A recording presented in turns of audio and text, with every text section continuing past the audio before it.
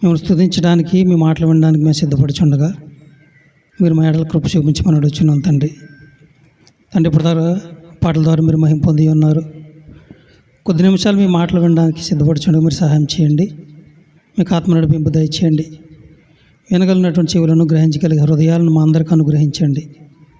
మీ సన్నిధిలో మమ్మల్ని స్థిరపరచండి. నేను ఈ దినమందు మాతో ఏం మాట్లాడాలనుకుంటున్నారో వాటి ప్రకారమైన జీవితాలు మేము ఏ రీతిగా జీవించాలో మాకు నేర్పించి మీరే మహిమ పొందుకొనమని యేసువారి పేట అడుచున్నాం తండ్రి. ఆమేన్. వాళ్ళమ్మ అందరూ బాగున్నారు కదా? రైట్. వాతావరణం కూడా మనకి చాలా అనుకూలంగా ఉంది. ఈ చల్లటి వేళలో నిద్రపోకండి, కొద్ది నిమిషాలు దేవుని యొక్క మాటలు విందాం. ఎందుకంటే వాతావరణం అనుకూలించింది కదా అని మనం అపవాది మన దగ్గర పనిచేస్తాడు బాగాను, అంతే కదా? మంచిది. ప్రతిరోజు మనం ఎన్నో సంగతులు వింటూ ఉంటాం, ఎన్నో విషయాలను గమనిస్తూ ఉంటాం, ఎన్నో చోట్లకి ఎన్నో ప్రదేశాలు తిరుగుతూ ఉంటాం. చూస్తూ కూడా ఎన్నో రోజులు మన ముందు గతించిపోతున్నాయి. నిజంగా మా పిల్లలకి మొన్నే సెలవులు ఇచ్చారు, సగం రోజులు అయిపోయినాయి, అప్పుడే అయిపోయినాయి అనిపిస్తుంది. ఎందుకంటే కాలంలో చాలా మార్పులు జరిగినాయి. ఇంకో 4-5 రోజులు ఉంటే సెలవులు అయిపోతాయి పాపం వాళ్ళకి. ఇలా వచ్చి అలా వెళ్ళిపోతున్నాయి. కాలాలు ఎంత స్పీడ్గా మార్పు చెందుతున్నాయో మన కళ్ళ ముందు కనబడుతున్నాయి. ఏదండి, కాలాలే కాదు, యావత్తు సృష్టిలో సృజించబడిన ప్రతి ఒక్కదానికి మార్పు కనబడుతుంది. మనం ఆలోచన చేస్తే నిజంగాను చిన్నపిల్లలను చూడండి, ఇప్పుడు వాళ్ళ బాల్య వయస్సు, తర్వాత యవన దశ, తర్వాత నడి వయస్సు, వృద్ధాప్యము, తర్వాత 6 అడుగులు గొయ్య. ఎంత స్పీడ్కి వెళ్ళిపోతుంది చూసారా? జీవితం అంటే ఉన్న స్థాయిలో ఉండకుండా చాలా మార్పు చెందుతుంది. కాలాలు చూస్తే శీతాకాలం, వర్షాకాలం, వేసవకాలం, 3 కాలాలు ఉన్నాయి. ఆయా కాలాల్లో సరిగా పనిచేయట్లేదు. మొన్నటిదాకా విపరీతమైనటువంటి ఎండలు, గాలుపులు, వర్షాకాలంలో మంచి గాలుపులు, అంతే కదండి. అంటే మార్పు మనం కనబడాలి. ప్రతి దాంట్లో మార్పు కనబడుతుంది. ప్రతి దాన్ని ఆలోచించండి. యావత్ దేవుడు సృజించిన ప్రతి వస్తువుని గురించి, సూర్యచంద్రుల్లో ఏంటి వాళ్ళ మార్పు కనబడలేదంటారా? యెహోషువ భక్తుడు ప్రార్థన చేసినప్పుడు ఒకరోజు ఆగిపోయి స్తంభించిపోయిన ఒక రోజు అంతా సూర్యుడు, చంద్రుడు కూడా. అంటే భూమికి సూర్యునికి చాలా దూరం ఉన్నప్పటికీ సూర్య యొక్క కిరణాలు మన భూమి మీద పడితే, డైరెక్ట్గా పడితే భూమి మొత్తం నాశనం అయిపోద్ది. అందుకనే దేవుడు భూమి చుట్టూ ఒక ప్రహరీ ఏర్పాటు చేశారు. ఓజోన్ పొర అంటారు దాన్ని. ఆ పొర ఉండడం వలన సూర్యకిరణాలు డైరెక్ట్గా భూమి మీద పట్టలేదు, మన మీద పట్ల. ఆ పొర కూడా జాయిగా కరిగిపోతుందంట. అంటే ఏదో రోజు నీ భూమి అంతరించిపోద్ది. మన బైబిల్ కూడా తెలుసు. మొక్కను చూసినా అది చిన్నగా ఉన్నప్పుడు మొక్క అంటాం, పెద్దదైతే వృక్షం.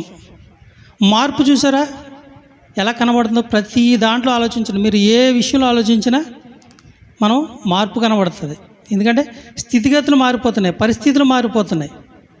ఏదైనప్పటికీ మన ఒంట్లో ఈరోజు ఆరోగ్యం ఉంటే రేపు పొద్దున్న అనారోగ్యం వచ్చేస్తాయి, చెప్పలేము. ఈ వాతావరణం బట్టి రొంపులు వచ్చేస్తాయి, జ్వరాలు వస్తాయి, ఒళ్ళు నొప్పులు వచ్చేస్తాయి. ప్రతి విషయాల్లో కూడా మార్పు కనబడుతుంది. అయితే సృజించబడిన ప్రతి వస్తువులోనూ మార్పు కనబడుతుంది, కానీ సృజించినటువంటి దేవుల్లో మార్పు కనబడతలేదు. మార్పు కనబడుతుందా నిజంగానో దేవుల్లో? ఆలోచించాలి. అందుకే హెబ్రీయులకు రాసిన పత్రికలో 13వ అధ్యాయం 8వ వచనం చూడండి ఒకసారి. హెబ్రీయులకు రాసిన పత్రిక 13వ అధ్యాయం. యేసుక్రీస్తు నిన్న నేడు ఒకటే రీతిగా ఉన్నాడు. అవును, యుగయుగములకును ఒకటే రీతిగా ఉండును. చాలమ్మా. యేసుక్రీస్తు ఎలా ఉన్నారంట?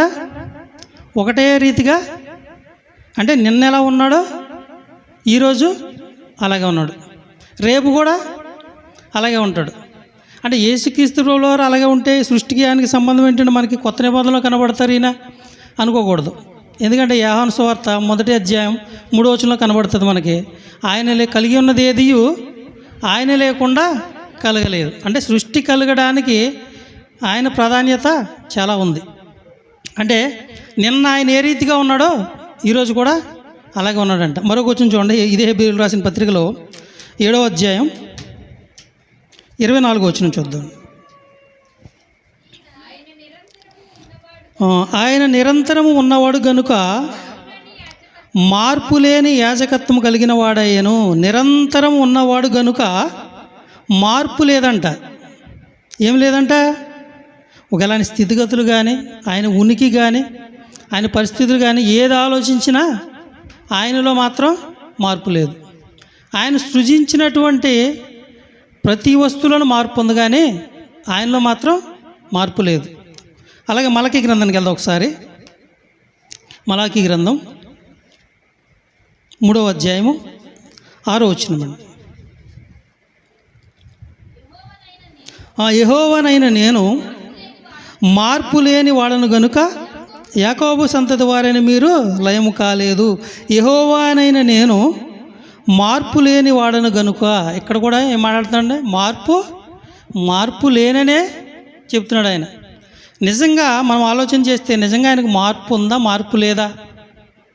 అంటే పరిస్థితులను బట్టి ఇప్పుడు మనం ఆలోచన చేస్తే, ఇప్పుడు నాకు నచ్చిన వ్యక్తి ఉన్నాడు అనుకోండి, అతను చూసే విధానం వేరుగా ఉంటుంది.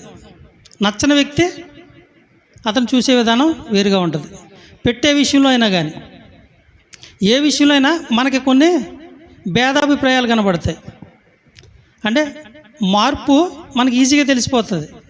ఇప్పుడు మనకి సన్నిహితంగా ఉన్న వ్యక్తితో ఉన్నటువంటి అనుబంధం వేరు, కొంచెం దూరంగా ఉన్న వ్యక్తితో ఉన్నటువంటి అనుబంధం వేరు. ఎందుకంటే నచ్చితే ఏదో సామెత ఉంటుంది మనకి, అంతే కదండి. చాలా సామెతలు ఉన్నాయి. అది ఎందుకంటే మనుషుల్లో మనకు మార్పు కనబడుతుంది, కానీ దేవుల్లోనంట మార్పు లేదు. నిజంగా మార్పు లేదు ఆయనలోనూ. ఆలోచన చేద్దాం ఈ రాత్రి. ఎందుకంటే ఇప్పుడు చదువుబడిన 3 మాటల్లో కూడా, 3 వాక్యాల్లో కూడా ఆయన మార్పు లేనివాడు, ఏకరీతిగా ఉన్నాడు అనే సందర్భాలే కనబడుతున్నాయి మనకి. నిజంగా మార్పు లేనివాడు అంటారా? చెప్పండి. ఇప్పుడు ఉదాహరణ చెప్పుకున్నాం కదా, ఇప్పుడు నచ్చిన వాడికి ఒకలాగా, నచ్చిన వాడికి ఒకలాగా. మరి బైబిల్ గ్రంథంలో అనేక మంది భక్తులు దేవునికి సన్నిహితంగా ఉన్నారు. వారిని బట్టేనే ఏమన్నా మార్పు చెందాడా? మార్పు చెందాడు అంటారండి? ప్రశ్న అడిగితే అటు ఓపాలో ఇటు ఓపాలో అర్థం కావట్లేదు తలకే. నిజంగా ఈ 3 మాటల్లో కూడా బైబిల్ అంతట్లో ఎక్కడ చూసినా మార్పు కనబడదు. ఆయనలోను కనబడదు. ఎక్కడ చూసినా కానీ, ఏ భక్తుడి దగ్గర చూసినా ఆయన మారనటువంటి దేవుడు, న్యాయాధిపతి. ఎందుకంటే ఒక్కసారి కొంతమంది భక్తుల జీవితాలను చూద్దాం. మొదటిగా మనం గత శుక్రవారం విన్నాం సహోదరుని ద్వారా. ఏంటంటే మోషే గారి యొక్క జీవితాన్ని చూద్దాం ఒకసారి అండి. ఆయనకి ఒక గొప్ప టైటిల్ ఇచ్చాడు దేవుడు. ఏంటంటే అది, మోషే నా ఇల్లంతటిలో నమ్మకమైన వాడు. ఎవరి ఇల్లంతట్లో? దేవుని ఇల్లంతట్లో నమ్మకమైన వాడు. అంటే దేవుని ఇంటిలోనే అంత నమ్మకంగా ఉన్నాడంటే మోషే యొక్క క్యారెక్టర్ ఎటువంటిది మనకు అర్థం కావాలి, అంతే కదండి. దేవుడే తన ఇంట్లో అంత నమ్మకస్తుడని సెలవిస్తున్నాడంటే, స్టేట్మెంట్ ఇస్తున్నాడంటే, అప్పుడు ఆయన యొక్క జీవితం ఏంటి? నిజంగా ఈ మోషే గారి యొక్క జీవితాన్ని హెబ్రీయుల పత్రికలోనే చూస్తే,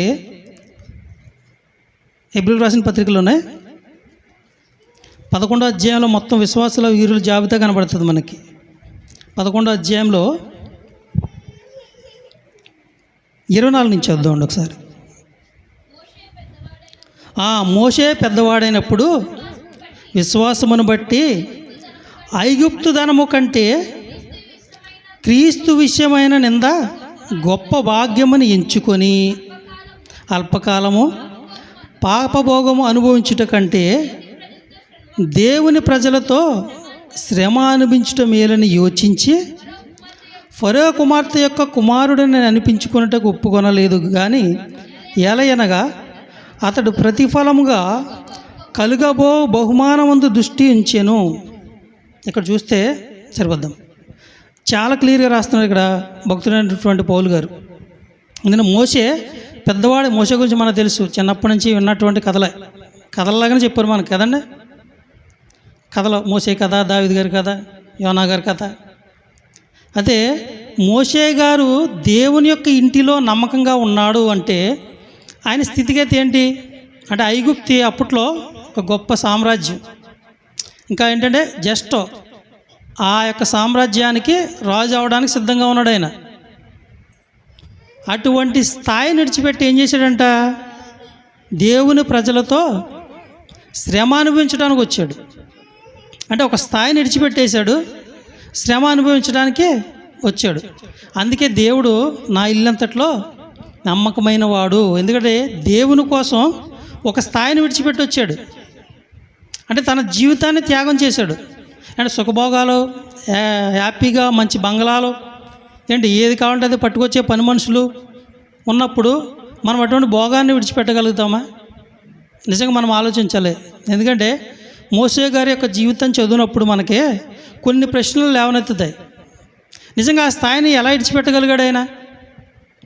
ఆ స్థాయిని విడిచిపెట్టగలిగాడు కనుకనే దేవుడిచ్చే స్టేట్మెంట్ ఏంటి తెలుసా, నా ఇల్లంతట్లో నమ్మకమైన వాడు. ఇంత నమ్మకమైన వాడిని దేవుడు కానాను దేశం తీసుకెళ్ళాడా?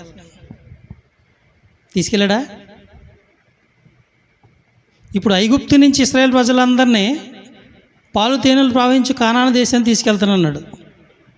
ఆయన వాగ్దానం చేసి ఆ రీతిగానే తీసుకొచ్చాడు మోషే గారి ద్వారా. కానీ తీసుకెళ్తానన్న ప్రదేశానికే తీసుకెళ్ళనవ్వలేదు. ఎందుకంటారు? ఇల్లంతట్లో నమ్మకమైన వాడు, దేవుని కోసం తన స్థాయిని విడిచిపెట్టుకున్నవాడు. ఎందుకు తీసుకెళ్ళలేదు ఒకసారి చూస్తే ద్వితీయోపదేశకాండలో చూడండి ఒకసారి.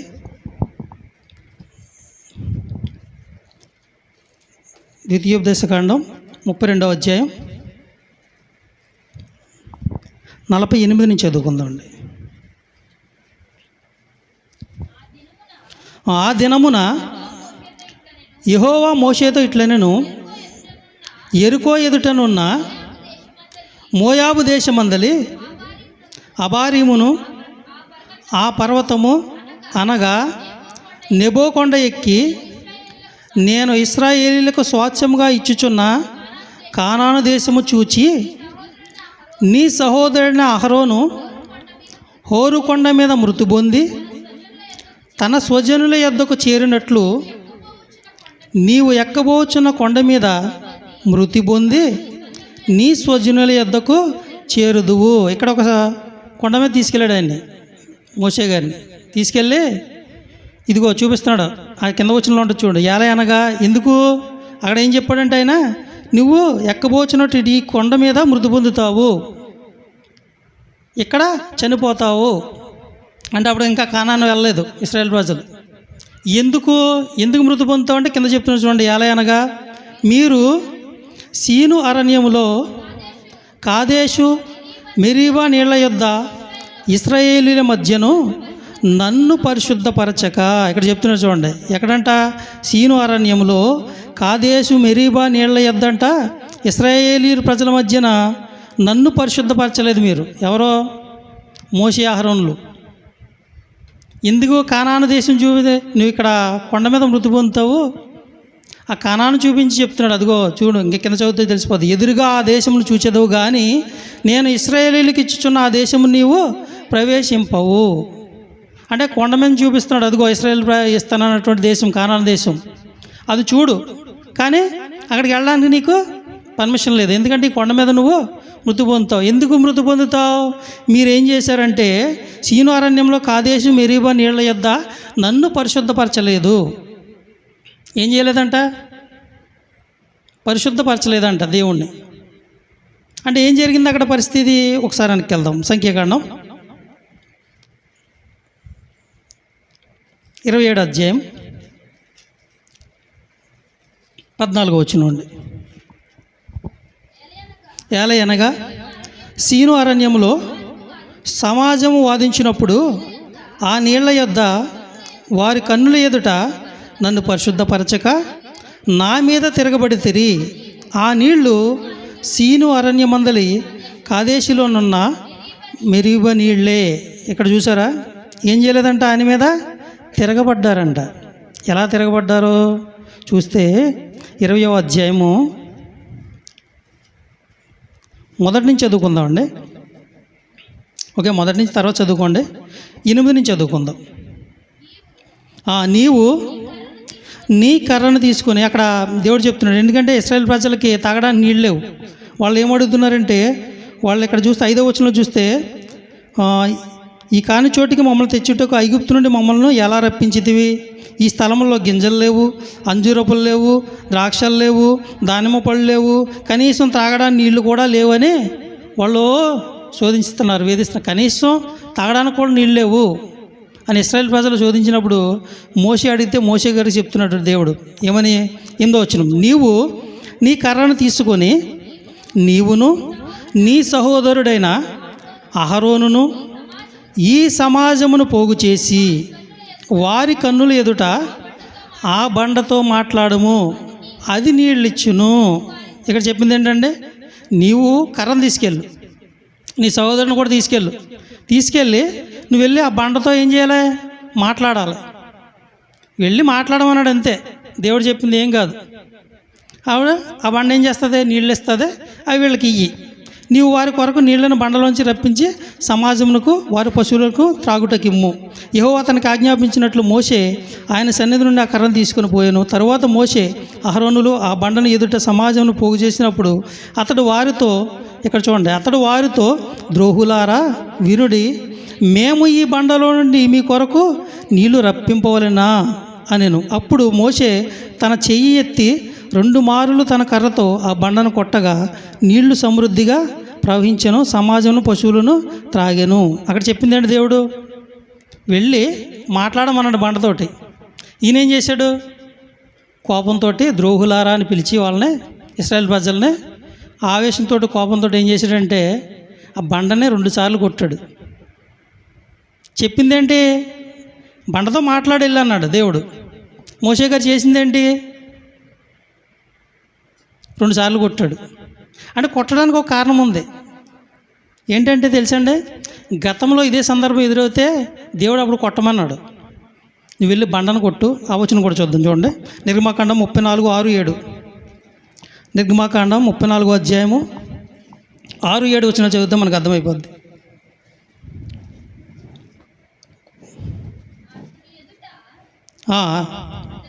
అతని ఎదుట, క్షమించాలండి, నిర్గమాకాండం 17వ అధ్యాయం అండి.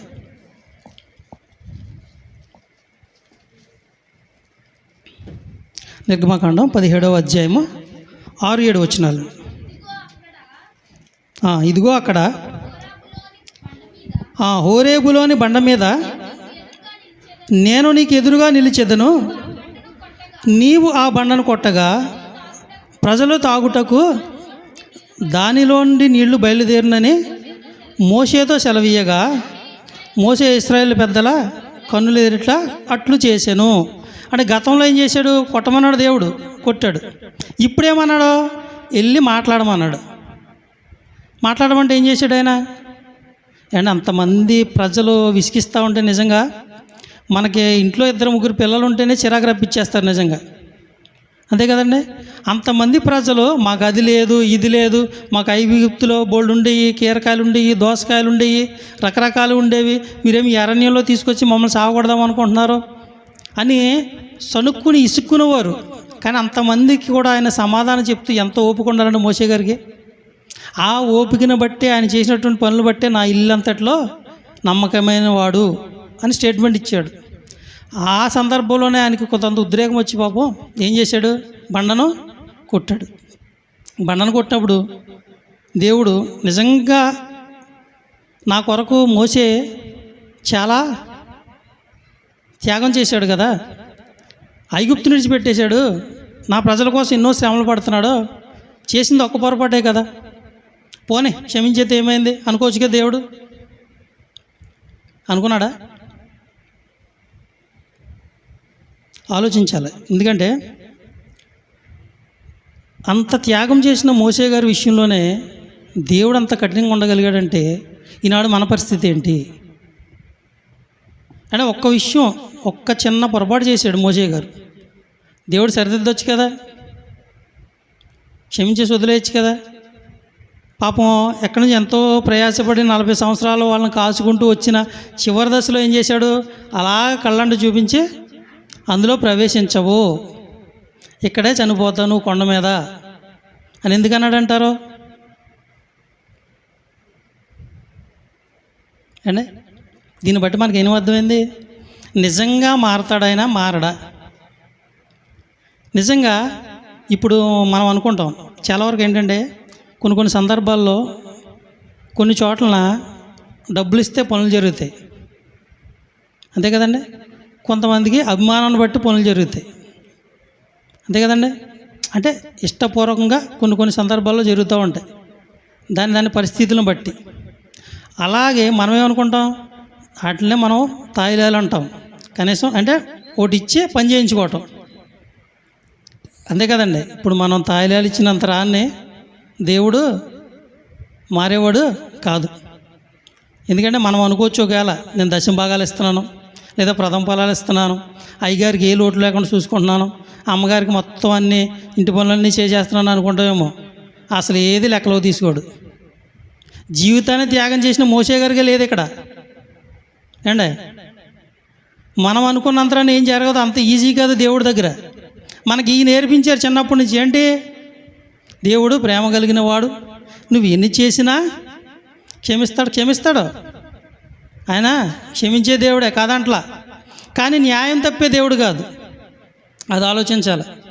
అండ్ ఇంత త్యాగం చేసిన మోషే గారికి ఇవ్వచ్చుగా, కానాన్ దేశం తీసుకెళ్ళి పంపించవచ్చు కదా.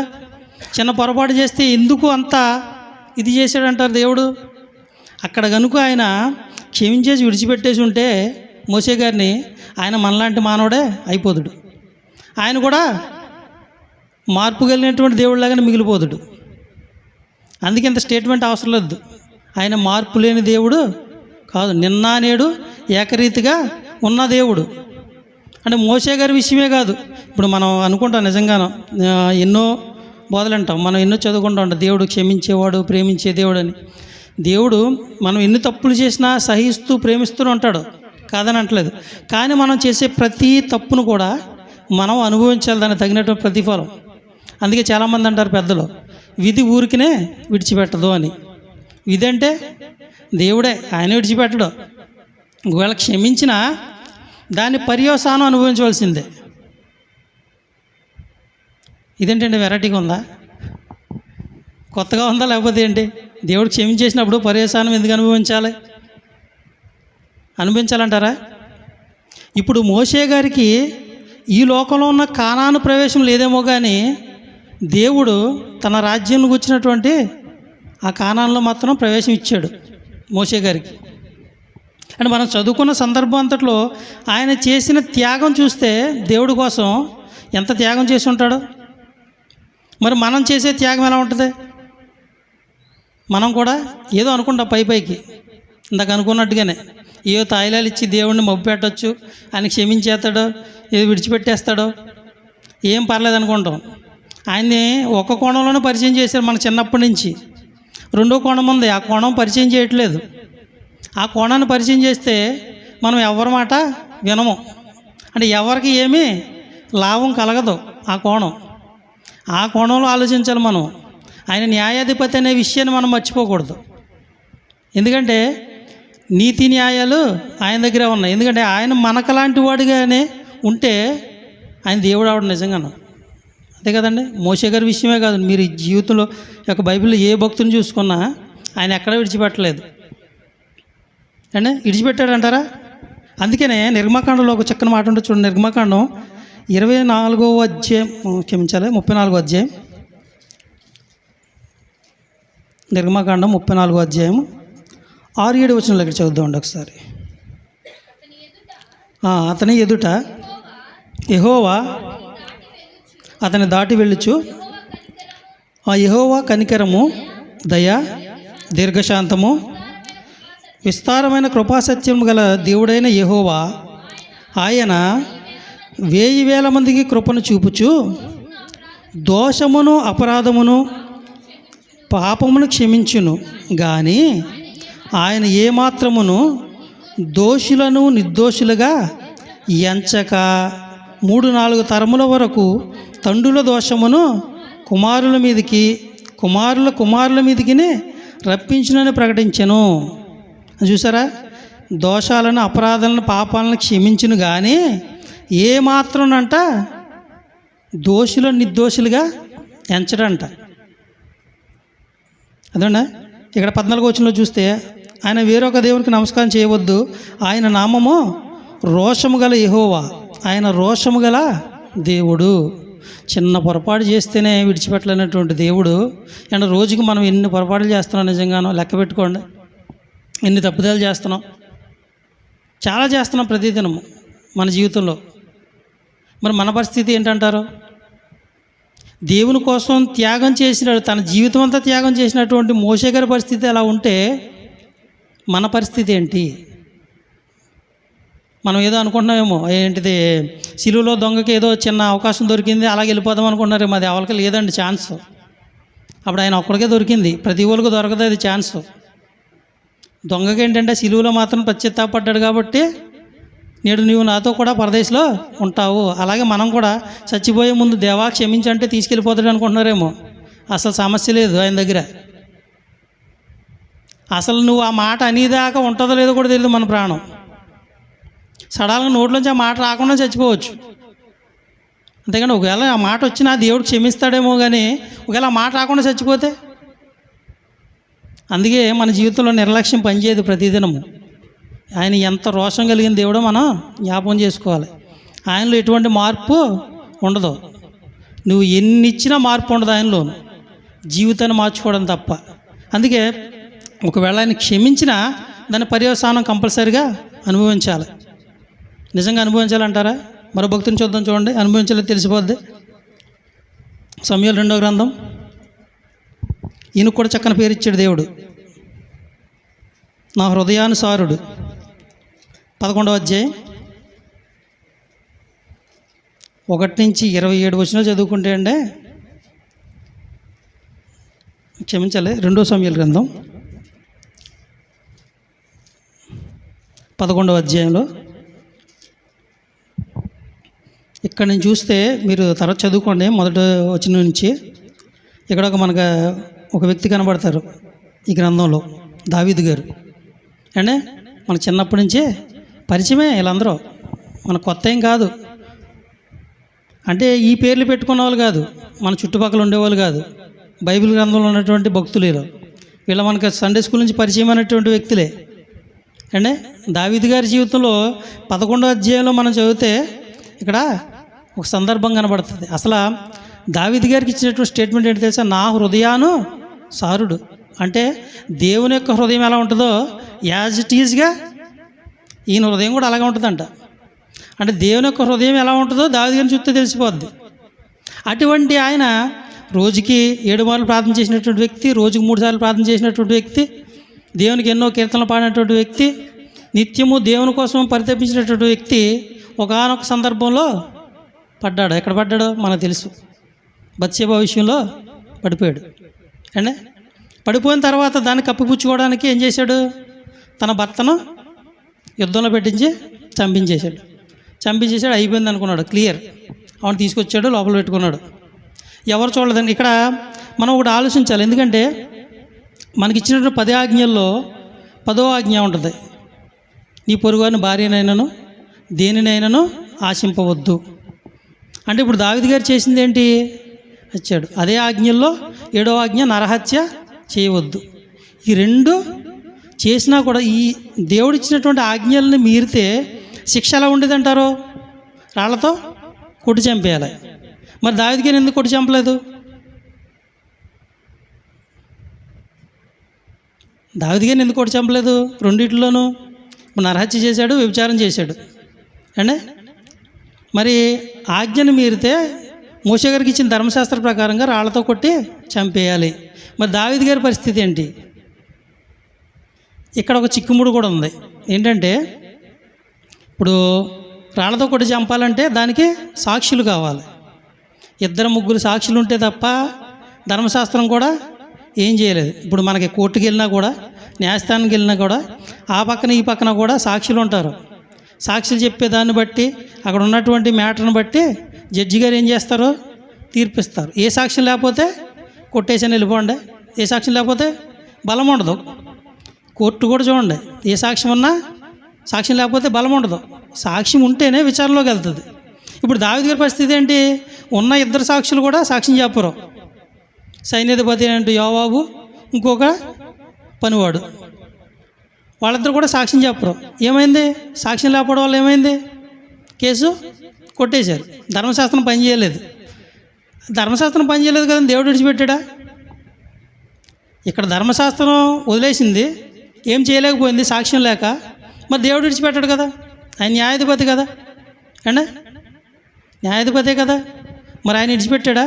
హృదయానుసారుడు కదా దావీదు, యాజ్ ఇట్ ఈజ్గా దేవుని యొక్క హృదయానుసారుడు కదా.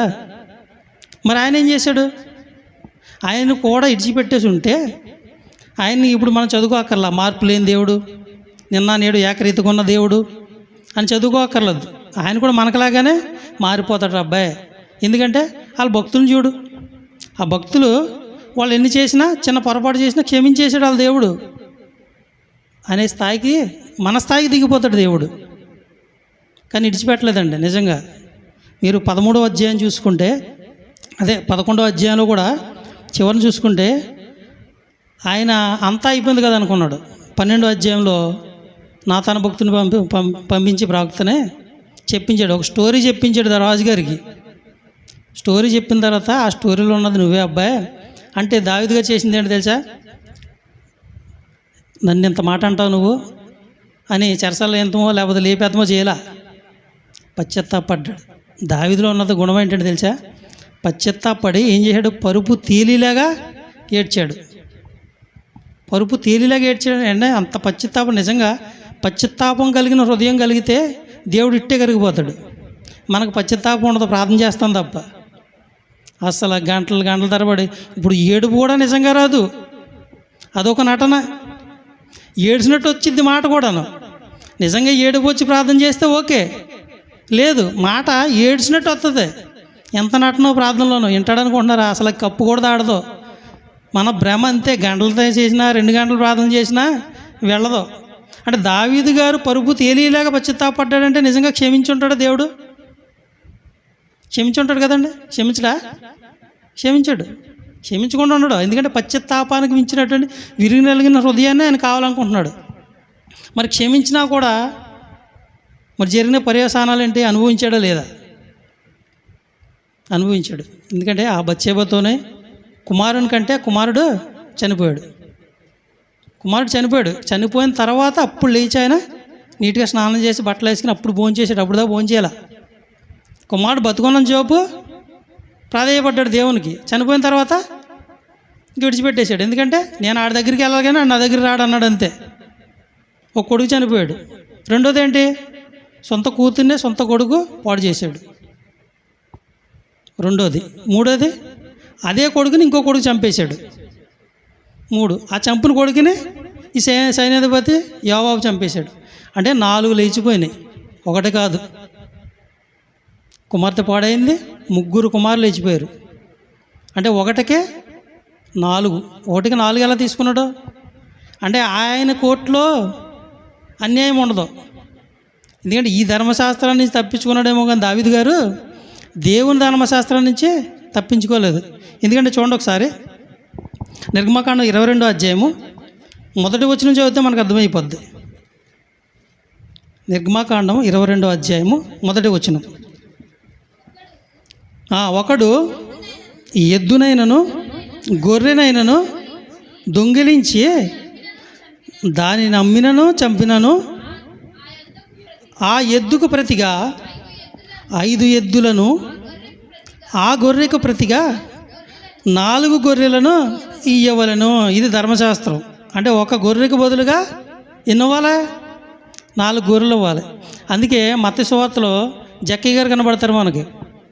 నేను ఎవరి దగ్గర అయినాను అన్యాయంగా తీసుకుంటే వాళ్ళకి ఎంత ఇస్తానన్నాడు?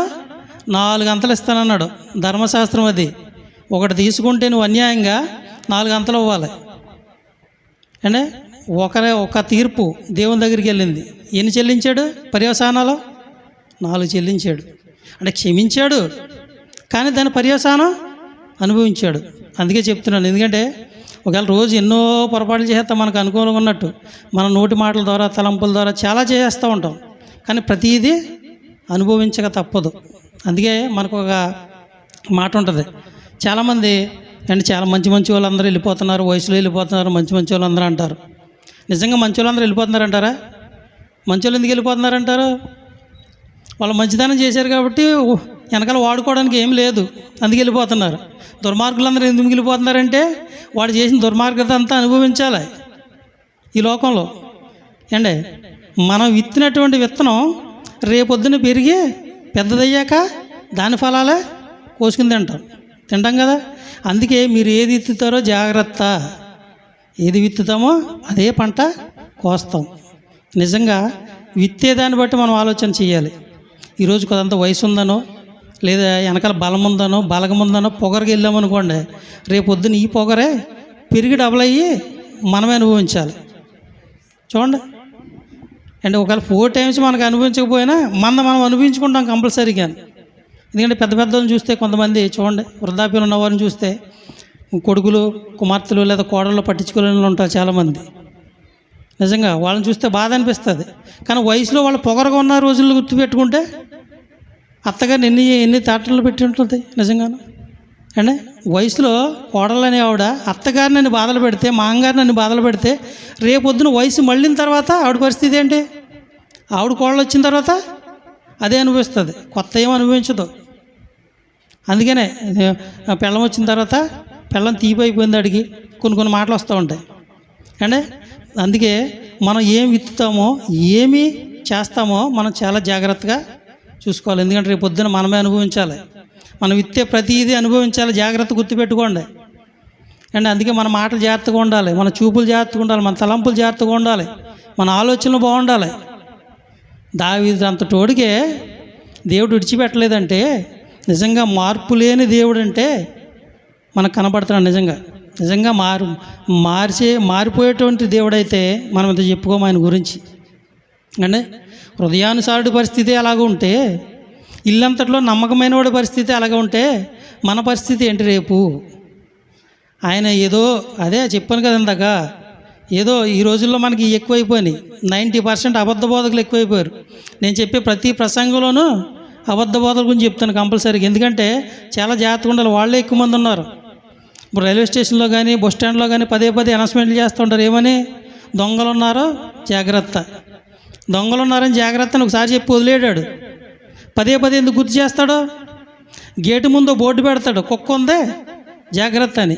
సరే చూసాడు కదా, నువ్వు రోజు పెట్టి తీసేసాడు అనుకో బోర్డు, రేపొద్దున డైరెక్టర్గా లోపలికి వెళ్ళిపోతాడు. చెత్త కింద కరిచేద్ద కుక్క బోర్డు తీసేస్తే. మన పరిస్థితి కూడా అంతే. అందుకే ప్రతి ప్రసంగంలో దొంగ బోధల గురించే చెప్తాను. ఎలా చెప్తే ఏమంటారు? మా అయ్యగారి గురించే చెప్తున్నారు, మా అమ్మగారి గురించే చెప్తున్నారు. అంటే దొంగ బోధల గురించి చెప్తే మీ అయ్యగారి గురించి మీ అమ్మగారి గురించి చెప్తున్నారా? ఎంతమంది ఉన్నారో? 90% ఉన్నారు దొంగ బోధకులు. జాగ్రత్త, వాళ్ళందరూ నరకానికి వెళ్ళిపోతారు, మనల్ని కూడా తీసుకెళ్ళిపోతారు. ఒకవేళ మీ అయ్యగారి గురించి మీ అమ్మగారి గురించే చెప్తున్నారు అనుకుంటే, దొంగ బోధల గురించి చెప్పినప్పుడు మిమ్మల్ని అనుకుంటే, అంటే మీ అయ్యగారు మీ అమ్మగారు దొంగ బోధకులని మీరే అనుకుంటున్నారు. మేము అంటలా, కానీ ఒక్కడి గురించి చెప్పట్లేదు విషయాలు. దొంగ బోధకులు చాలామంది ఉన్నారు, అబద్ధ బోధకులు అనేక మంది వచ్చేస్తారన్నాడు దేవుడు. వచ్చేసారు. అలాగే డబ్బు వాళ్ళకి ప్రాధాన్యం. అందుకే ప్రతిసారి ఎందుకు గుర్తు చేస్తున్నానంటే జాగ్రత్తగా ఉంటారని. కుక్కలు ఉన్నాయి జాగ్రత్త. అలాగే విశ్వాసుల దగ్గర దొంగ బోధకులు ఉన్న జాగ్రత్త. మీ జోబులు ఖాళీ చేసేస్తారు, మీ జీవితాలు ఖాళీ చేసేస్తారు. వాళ్ళు వెళ్ళరు, మిమ్మల్ని వెళ్ళనివ్వరు. అదే జాగ్రత్త చెబుతున్నాం. అర్థమవుతుందండి? యూట్యూబ్లో చాలామంది చూస్తున్నారు. కాకపోతే ఏంటంటే మా అయ్యగారి గురించి అంటే ఇప్పుడు దొంగ బోధకులందరి గురించి చెప్పినప్పుడు మీకే గుచ్చుకుంటుందంటే మీ అయ్యగారు అటువంటి వాళ్ళేనా? నేను అడుగుతున్నా, ఈ మాటలు అన్న వాళ్ళ గురించి అడుగుతున్నా. ఒకవేళ అలాంటి వాడు అయితే మీ అయ్యగారు మార్చుకోమనండి, తప్పేముంది? లేకపోతే మీరే మార్చిపడండి. ఎందుకంటే వాళ్ళు నరకానికి వెళ్ళిపోతారు, మీరు కూడా వెళ్ళిపోతారు. మేము నరకానికి వెళ్తే మిమ్మల్ని అక్కడికి తీసుకెళ్ళిపోతాం కదా. అర్థమవుతుందండి? ఎందుకంటే ఎక్కువ శాతం వీళ్ళే ఉన్నారు దొంగ బోధకులు వాళ్ళు. ఎందుకంటే రీసెంట్గా కుర్రోడితో మాట్లాడాను, అది కూడా చెప్పేస్తాను మీకు. ఏం దాయక్కర్లా, మాకు రోజు స్కూల్ కాడికి వస్తాడు. మీ వాడు ఏం చేస్తున్నాడని అడిగాను. మా వాడికి ఏముంది, 3 సంవత్సరాలు ట్రైనింగ్ అయిపోయింది, అటు సైడ్ వేసారంట, ఇటు వైజాగ్ సైడ్. అటు పెద్ద రావట్లేదు కానుకలు, ఇటు వచ్చేద్దామని చూస్తున్నాడు, ఇటు ప్రార్థన చేత 500 ఇస్తున్నారంట అంటున్నాడు. ఎలా తయారైపోయారంటే నిజంగానో కాండ నాకు కూడరంటే అని తీసుకే సాక్ష్యం ఇప్పిస్తాను. అబద్ధం కాదు ఇది, నిజమండి. 10th క్లాస్ అవుతుంది చాలు, ఏ పని పాట లేకుండా వెళ్ళిపోతున్నారు. 3 సంవత్సరాలు అక్కడ కూర్చుంటున్నారు, చేస్తున్నారో లేదో ఏదో చేస్తున్నారు, పోతున్నారు ఏంటి. ఓ సంఘం చూసి వాళ్ళు పంపిస్తున్నారు, అక్కడ జీతానికి పోతున్నాడు, ఇంటింటికి తిరిగితే బోళ్ళు సంపాదించుకుంటున్నాడు. అది అటు సైడ్ తక్కువ ఇస్తున్నారంట, ఇటు వచ్చేద్దాం అనుకుంటున్నాడంట. మరి మీకేమైనా ఖాళీలు ఉంటే చెప్పండి, అడిగి నేను చెప్తాను. ఇలా తయారైపోయారండి దొంగ బోధకులు. ఎలా ఎందుకు తయారవుతున్నారంటే ధనాపేక్ష, లగ్జరీగా బ్రతకాలి. ఎవడో మిమ్మల్ని సరైన మార్గంలో తీసుకెళ్ళేవారు చాలామంది తక్కువ, 10% ఉన్నారు, ఎక్కడో తక్కువ. జాగ్రత్త, ఎందుకంటే మీకు ఒక కోణాన్ని చూపిస్తున్నారు వాళ్ళు, రెండో కోణం చూపించట్లేదు. దేవుడు న్యాయాధిపతి అనే సంగతి మనకు చూపించట్లేదు. ఆయన మార్పు లేని వాడురా బాబు, ఇదిగో భక్తుల పరిస్థితులు ఎలా ఉన్నాయంటే రేపు పొద్దున మన పరిస్థితులు ఎలా ఉంటాయని చెప్పేవాడు చాలామంది తక్కువైపోయారు. అందుకే ఏం చేయాలి, మనం వాక్యం చదవాలి. వాక్యం చదివితే మనకు అర్థమవుతుంది. వాక్యం చదవకపోతే మనకు అర్థం కాదండి ఏదైనా, అంతే కదండి. మనం చాలా విషయాలు చూసుకుంటే నిజంగా నోవా దినాల్లో చూస్తే నోవా దినాల పరిస్థితులు ఎలా ఉన్నాయి. ఆయనే తాళం వేసాడు బయట గుళ్ళం పెట్టేసి. మరి వాళ్ళందరూ ఆ నీటిలో కొట్టుకుంటున్నప్పుడు, అరుస్తున్నప్పుడు, కేకలేస్తున్నప్పుడు ఎందుకు తీయలేదు? ఆయన తీయొచ్చు కదా, ఆయన సృజించిన మనుషులే కదా, తీయొచ్చు కదండి. ఎందుకు తీయలేదంటారో? ఆపదలు వచ్చే మార్పు శాశ్వతం కాదు, ఆయన తెలుసు. మనం కూడా ఏదైనా జబ్బు వచ్చినప్పుడు, రోగాలు వచ్చినప్పుడు, బాధలు వచ్చినప్పుడు తండ్రి ప్రభువా అని వెళ్ళిపోతాం మోకాళ్ళు వేసేసి. మిగతా టైంలో హ్యాపీగా ఉన్నప్పుడు సీరియల్ తప్ప మనకి ఏ కాపాడదు. టీవీలు, సీరియల్లో, నెట్, సెల్ ఇయ్యే. ఆపదలు వచ్చినప్పుడు మాత్రమే మనకు దేవుడు కాపాడతాడు. అప్పుడు కనబడతాడు అనుకుంటున్నారా? కనబడి ఇలాగే ఉంటుంది. నోవహు దినాల్లో ఏ రీతిగా ఉందో పరిస్థితి అలాగే ఉంటుంది. కేకలేసినా తీసే పరిస్థితి లేదు. మనకు అర్థం అవట్లేదు వాక్యం ఏండే. అప్పుడు తీయొచ్చు కదండి. దేవుడు బంగారులాగా ఆయన చేత సృజించబడినటువంటి వారే కదా, పిల్లలందరూ ఆయన చేసినటువంటి మనుషులే కదా. ఏదో పోనీ ఇప్పుడు కన్నా మార్పు చెందారు, కేకలేస్తున్నారని తలుపు తీసి లోపలికన్నా పంపించవచ్చు కదా, తీలా. ఎందుకంటే ఆయన మార్పు లేనివాడు. మీకు అర్థం కావట్లేదు, మారే పరిస్థితి లేదు. సొదొమ గొమొర్రా పరిస్థితి అంతే. పిల్లల సహితము ఎంతగా చెడిపోయారంటే అలా చెడిపోయారు. ఈరోజు మనం చూస్తే మన సమాజంలో కూడా అలాగే ఉన్నాయి. సేమ్ యాజిటీజ్గా అయ్యే కోట్ చేసుకుంటూ వస్తాడు మత్తయి సువార్తలో దేవుడు మనకి. అంటే సొదొమ గొమొర్రా పరిస్థితులు ఎలా ఉన్నాయి, నోవహు దినాల్లో ఎలా ఉంటాయో మనిషి కుమార్ దినాల్లో కూడా అలాగే ఉంటాయి. అంటే మనకు అర్థమవుతే, మనకు నిజంగా బైబిల్ చదివితే మనకి చాలా అర్థమవుతుంది. మనకు పరిస్థితులు అర్థం కాక అందుకే ఉప్పు స్తంభం అయిపోతామమ్మా వెనక చూడకంటే వెనక చూసింది. అయిపోయిందా లేదా? అయిపోయింది. మామూలు స్తంభం చేయొచ్చు కదా, మళ్ళీని నడిచి వెళ్ళిపోను పాపం లోతుగారితో. మనకి చాలా ఈజీగా తీసుకుంటున్నాడు దేవుణ్ణి, చాలా ఈజీగా తీసుకుంటున్నాం. ఎందుకంటే అలా చేసేసారు మనకి. శ్రమలు అయితే పర్లేదమ్మా, ఉపవాస ప్రార్థన పెట్టు, దేవుడు తీసేస్తాడు అంతే. మనకు నేర్పించింది అదే. ఈయనకి 3 రోజులు జేబు నిండిపోద్ది, ఒక కడుపు నిండిపోద్ది, అన్నీ నిండిపోతాయి. అంటే శ్రమలు వస్తే నీకు పెట్టే ప్రార్థన, దేవుడు తీసేస్తాడు అంతే. ఈయన నేర్పించారు మనకి. బాధలు ఏముండవమ్మా, దేవుడు నమ్ముకో, దేవుడు ప్రార్థన చేసుకో, అయిపోతాయి. అంతేగాని బతుకు మార్చుకొని చెప్పేవాడు ఎవడో లేడు. జీవితాలు మార్చుకోమ్మ, ఇలా ఉంటుంది రేపు పొద్దున పరిస్థితి. నోవహు దినాన్ని జ్ఞాపం చేసుకోండి, సొదొమ గొమొర్రా పరిస్థితులు జ్ఞాపం చేసుకోండి. వాళ్ళు ఏ రీతిగా చెడిపోయారో ఈనాడు ప్రజలు కూడా అలాగే కనబడుతున్నారో. మార్చి చెందండి అమ్మ అని చెప్తే ఆవిడ ఎండో ఉంటాడంటారా? ఎండరపోగా మా జేబులు నిండో. మెయిన్ ఇది నిండాలంటే అది చెప్పకూడదు, అది చెప్తే ఇది నిండదు అంతే. అందుకే ఏం చెప్పట్లేదు. దేవుడు నిన్ను దీవిస్తాడు, ఆశీర్వదిస్తాడు, అభివృద్ధిపరుస్తాడు.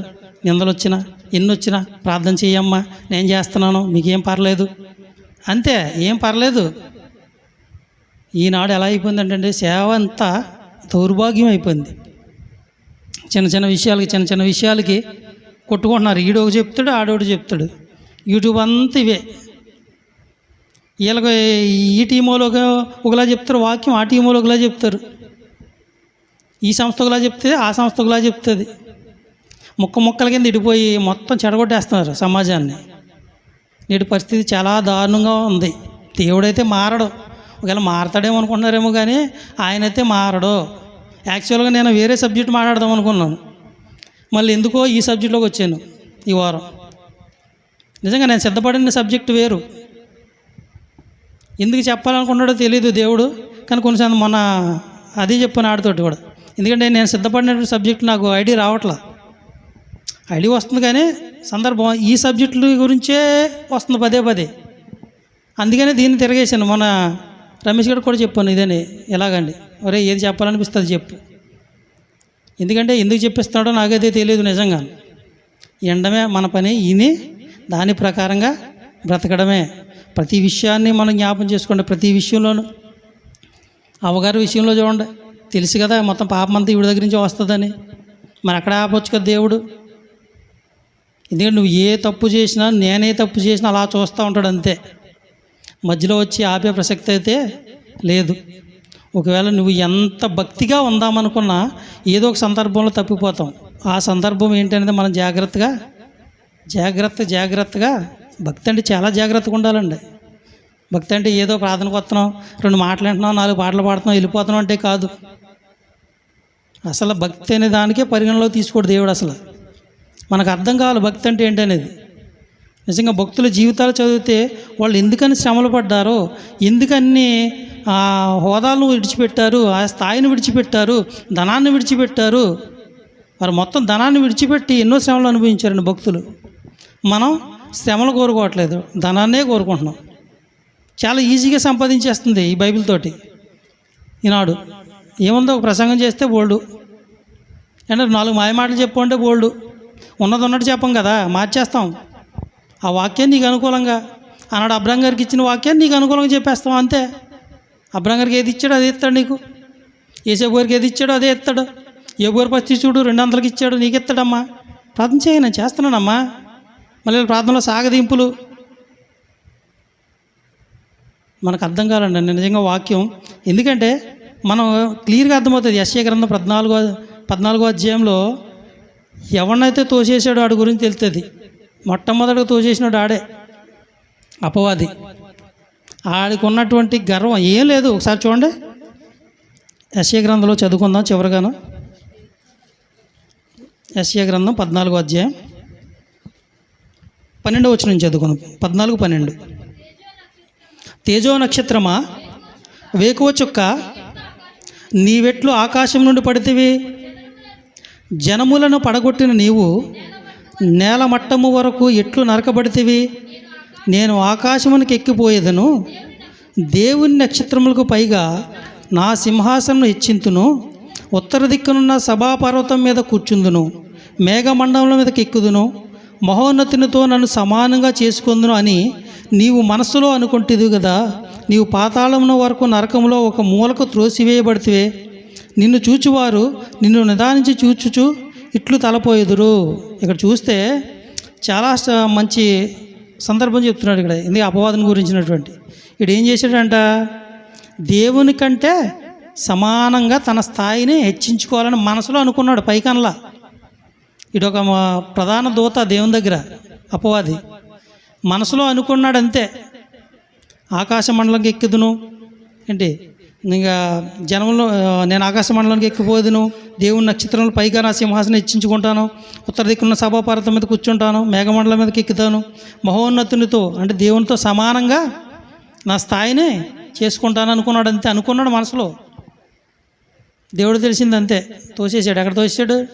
పాతాళానికి తోసేసాడు అండి.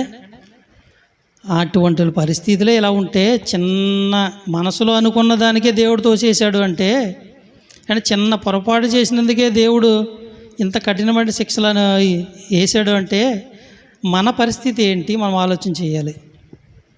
నిజంగా ఆలోచన చేస్తున్నామంటారా? మన పరిస్థితిని బట్టి నిజంగా బైబిల్ ప్రకారంగా బ్రతుకుతున్నామంటారా?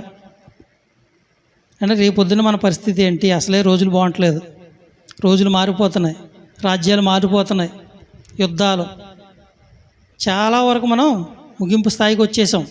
ఎప్పుడు కనుమరుగైపోతామో తెలియదు మన జీవితంలో. కానీ ఇంకా దేవుడు ఆశించి బతికిస్తున్నాడంటే ఇంకా ఏదో ఉంది, ఇంకేదో తెలుసుకోవాలి మనం, ఇంకేదో బ్రతకాలి దేవుని కోసం. మరి ఇవన్నీ లేవు. ఇవన్నీ ఉంటే నిజంగా మన జీవితం ఎప్పుడో దేవుని వైపు నడిపించబడుతుంది.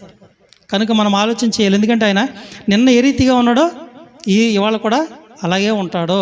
ఆయన దాంట్లో ఎటువంటి మార్పు లేదు. మారవలసిందల్లా మనమే, మన జీవితాలే మార్చుకోవాలి. ఎవరికే?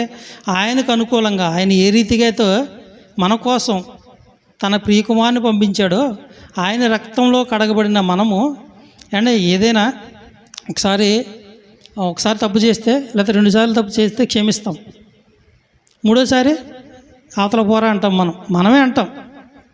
కానీ దేవుడు ఎన్నిసార్లు తప్పులు చేసినా క్షమిస్తున్నాడు, క్షమిస్తూనే ఉంటాడు. క్షమించడానికి అంటలేదు. ఎందుకంటే 70 ఏళ్ల మట్టు క్షమించమని మనకే చెప్పాడు ఆయన. అంటే 70 సంవత్సరాల వరకైనా నువ్వు క్షమించవలసిందేరా బాబు నీ సహోదరుణ్ణి అని చెప్పాడు. అలాంటి ఆయన క్షమిస్తాడు. కానీ మనం చేసిన ప్రతి తప్పులకు కూడా పర్యవసానం కంపల్సరీగా అనుభవించాలి. దావీదు జీవితాన్ని చూడండి అండి.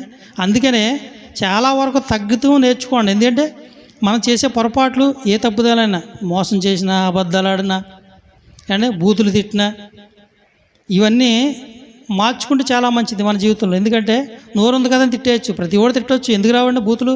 అయ్యే ఈజీగా వస్తాయి. దేవుని మాటలు రావు. కానీ మనకి పచ్చారులు చదివిన ఒక వాకింగ్ గుర్తుండదు. మనకి బూతులు చాలా ఈజీగా వస్తాయి మన నోటంట. వస్తున్నాయి కదని ఇష్టసరిగా మాట్లాడేసామనుకో, రేపు పొద్దున్న వాటితోనే మనకు తీర్పు ఉంటుంది.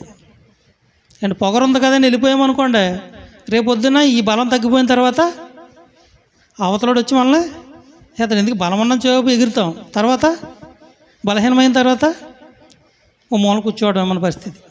కనుక మనం అర్థం చేసుకోవాల్సింది ఏంటంటే ఆయన ఎప్పుడు మార్పు లేని వాడు. నిన్న ఎలా ఉన్నాడో, భక్తుల జీవితాల్లో ఎలా ఉన్నాడో, ఈనాడు కూడా అలాగే ఉంటాడు, రేపు కూడా అలాగే ఉంటాడు. న్యాయాధిపతి. ఆయన తీర్పు యొద్దకు మనం చెల్లాలి. ఆయన తీర్పు దగ్గరికి వెళ్ళి ప్రతి ఓడు మోకాళ్ళు ఎదుట ఆయన దగ్గర ఒప్పుకోవాల్సిందే. ప్రతి ఓడు ఎవడైనా కానీ, బోధించినోడైనా వినేవాడైనా ఎవడైనా కానీ ఒప్పుకోవాల్సిందే ఆయన ఎదుట. కానీ మన స్థితులు ఎలా ఉన్నాయి, మన క్రియలు ఎలా ఉన్నాయి, మన పరిస్థితులు ఎలా ఉన్నాయి అనేది మనము ఆలోచన చేసుకోవాలి. కనుక మనం బాగా ఆలోచన చేయవలసింది ఏంటంటే ఆయన మార్పు లేని వాడు ఎప్పటికైనాను. కానీ మనం కంపల్సరీగా ఆయనలా మారాలి, క్రీస్తులా మారాలి, ఆయన స్వభావంలోకి మనం మారాలి. అందుకే మనకి ఇచ్చాడు అవకాశం. ఆ అవకాశం ఆయనకి లేదు. ఎందుకంటే మన పరిస్థితులను బట్టి ఆయన మారడు. ఆయన స్థితిలోకి మనం మారాలి. అర్థం చేసుకోండి ఈ మాటల్లో. అందరి హృదయాల్లో దేవుడు భద్రపరచును గాక. ఆమేన్.